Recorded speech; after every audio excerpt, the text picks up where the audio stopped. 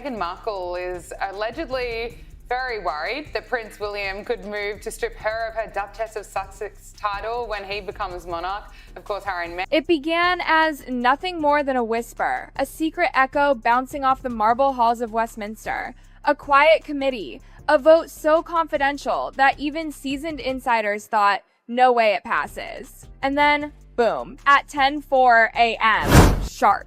The official notice dropped like a political bombshell. His Royal Highness Prince Henry Charles Albert David, Duke of Sussex, is hereby stripped of diplomatic immunity under the Crown Protection Act of 1968. 43 words. That's all it took to set the entire establishment on fire. Inside Parliament, you could practically hear the oxygen leave the room. No cheers, no applause, just stunned silence as screens across the chamber lit up. Members of Parliament sat frozen, some pale, others biting their lips as history unfolded in front of them. Outside, London's media scene erupted like thunder. Headlines screamed across tickers. Parliament revokes immunity, Sussex no longer protected. Royal commentators tripped over their own sentences, trying to explain the impossible. What does this mean? How did it happen? Across the Foreign Office, lights flicked on, phone lines jammed. Memos started flying, urgent, coded, and ice cold. A dispatch to every British consulate worldwide. Read, subject: immediate reassessment of Sussex travel status. Over in Montecito, the sun hadn't even risen. Harry's phone buzzed before dawn. One message, in all caps, no punctuation, screamed through. He's lost immunity. Harry already knew. Someone inside Westminster had tipped him off hours earlier. Standing by the window, phone in hand, he just stared at that final line, effective immediately. Panic rippled through his team. Of Sussex, despite giving up their royal duties 5 years ago and then going on to publicly slam the monarch. Should we call the U.S. State Department? One asked. Is his visa still valid? Another murmured. Fly to Canada? No. A voice cut in. If he leaves now, it looks guilty. At Downing Street, a senior advisor whispered the sentence that sent chills through the palace walls. The Crown just drew a line. This wasn't metaphorical. It was structural.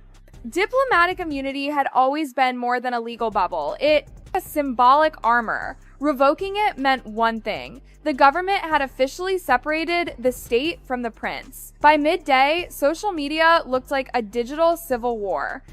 Supporters screamed political vendetta. Critics fired back about time for accountability. Hashtags flooded feeds. Number sack Sussex. Number no more privilege. Number royal reckoning. Then at 12:47 p.m., a leaked memo surfaced. All protective privileges are hereby suspended. Security to be restructured at host country discretion. Just one dry bureaucratic sentence, but it changed everything. Buckingham sources confirmed what we all already suspected: this wasn't just politics. It was punishment. Somewhere between London and California, one urgent text buzzed across a secure channel. He needs to leave London. Now, the next call came through. Scrambled static, a royal aide, breathless, voice trembling. Where are you? Harry hesitated. Still at Frogmore, he answered. Though even as the words left his mouth, he knew it wasn't safe anymore. Then move tonight before the papers hit. Those orders once came wrapped in royal discretion. Now they sounded like evacuation drills. Across London, government lawyers were already crowding committee rooms. Could immunity even be revoked retroactively? One demanded. A Home Office barrister sighed. We've entered uncharted law. By dawn, the Foreign Secretary had signed an advisory note declaring coldly and clearly any privileges associated with diplomatic status for the Duke of Sussex are no longer recognized under international convention. It was legal poetry written like a hammer. Inside Harry's temporary office, aides darted between screens, some drafting statements, others shredding old files. The mood? Not fear, disbelief. The unthinkable had actually happened, and it was real enough to need printer ink. What about California? One advisor whispered. Too obvious. Then Canada? Bad optics. So where? Somewhere quiet. Across the ocean, Meghan's phone lit up mid-Zoom call. Her assistant mouthed, "They did it." Meghan froze, exhaled, and said calmly, "Then we play it like chess, not checkers." In the Foreign Office, analysts scrolled through crisis files, extradition, asset exposure, subpoena reach. Buried deep in a confidential risk memo was one devastating line. Tier 1 revocation exposes private financials and communications under existing time. A litigation. Translation: everything emails, accounts, private messages could now be subpoenaed. By 9 a.m., opposition MPs began shouting, "Constitutional theater!" on live television. Yet, behind closed doors, even critics called it a masterstroke. Parliament had reclaimed power once thought untouchable. Social media split again, number royal accountability versus number protect Harry. News anchors compared it to the Wallace-Simpson crisis. Pundits whispered, a Brexit of bloodlines. Inside Harry's encrypted inbox, a message flashed from his lawyer. Assets at risk. Discovery exposure increasing. Delete nothing. Prepare for subpoena. It sounded like prophecy. Because deep inside a government server, someone had just typed 3 words into a new file titled Duke of Sussex Inquiry Action, Investigate. And just like that, the machine roared to life. High noon, every newsroom from London to Washington was calling it the Sussex precedent. Outside Parliament, the sky hung gray, the air electric with panic and drizzle. That legal clause, the dusty one no one thought would ever be used, had been dragged out of history books. Buried deep inside the Crown Protection Act of 1968, it allowed Parliament to revoke diplomatic status under extraordinary public interest. Until that moment, it had lived only in theory. Now it was reality. A constitutional lawyer summed it up bluntly. It means the Duke of Sussex can now be subpoenaed, sued, even detained if required. Legally speaking, he's just another British citizen abroad. Across the internet, battle lines hardened. Monarchists applauded long overdue justice. Republicans cheered the crack in royal privilege. Number end royal immunity trended alongside number constitutional earthquake. Inside Buckingham Palace, aides were white-knuckled. Emergency briefings every hour. Phones that wouldn't stop ringing. The King's private secretary requested a full legal summary. When the document arrived, one line was underlined in red. This action exposes the subject to full jurisdiction of domestic and foreign courts. The King read it twice, then whispered, "So, it's begun." At that very hour, Harry's London counsel received a sealed envelope, a subpoena demanding every communication tied to his U.S. charitable partnerships, stamped and signed per new parliamentary order. The legality? Ironclad. The symbolism? Fatal. From CNN to BBC, analysts speculated wildly. Could his properties be seized? Would American courts cooperate? Would Washington intervene? For now, it was all theory. But the consequences were already roaring to life. An aide inside Buckingham Palace whispered, "He's not under the Crown's umbrella anymore. If this spreads, others could be next." By evening, a second subpoena landed, this one addressed directly to Montecito, hand-delivered through diplomatic pouch. And a new internal message leaked. Repercussions may include revocation of privileges for other members not performing state duties. The domino effect had begun. Inside palace gates, the silence was deafening. Staff moved like ghosts. Couriers arrived at dawn, envelopes stamped private legal service. For the first time in living memory, the monarchy itself had been served. At 7:12 a.m., gray vans slipped away from palace driveways, taillights slicing through the London fog. History wasn't just being written anymore, it was being delivered.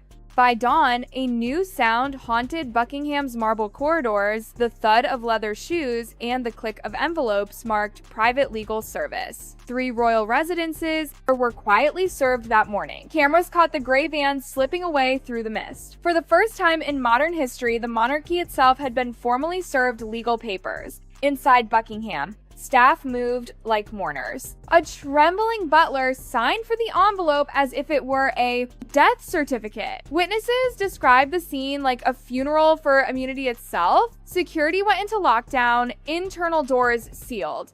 Senior aides rushed into the map room, where blue folders piled up like ammunition. A draft statement was written, rewritten, then shredded. There were no words that could make this sound dignified. Files were boxed up from offices once thought untouchable. Devices cataloged, drives imaged. In Montecito, a courier handed over a UK-US judicial cooperation request stamped expedited. Inside Buckingham, digital forensic teams began imaging laptops and encrypted drives under fluorescent lights. Screens flickered with data so personal it was practically sacred. Royal immunity had always been the Great Wall of secrecy, protecting not just from law, but from curiosity. Now, that wall had crumbled. Private WhatsApp chats, iCloud backups, VPN logs, all laid bare. Then came the whisper that changed everything. We've recovered an encrypted file labeled Harry Internal Final.mp3. The timestamp, 1 week before the immunity vote, and the device registered in Montecito. The file was locked, but the title alone sent Westminster into meltdown. Hours. Later, the rumor broke online. There's a recording. No one had heard it. No one had verified it. But that didn't matter. The recording exists. Every network screamed. Talk shows interrupted programming. Pundits dissected royal law like a crime scene. This is the end of the old order, shouted. One anchor. No, it's the beginning of accountability, countered another. Inside Westminster, MPs were briefed not to comment. But even silence became scandal. By morning, number Harry recording trended worldwide. And in a government lab, a progress bar crept across the screen. Decryption, 89%, 94%, 100%, static. Then a voice, human, calm, familiar. This isn't about loyalty, it's about control. They don't strip titles for misconduct, they strip them for defiance. The analyst froze. The voice was undeniably Harry's.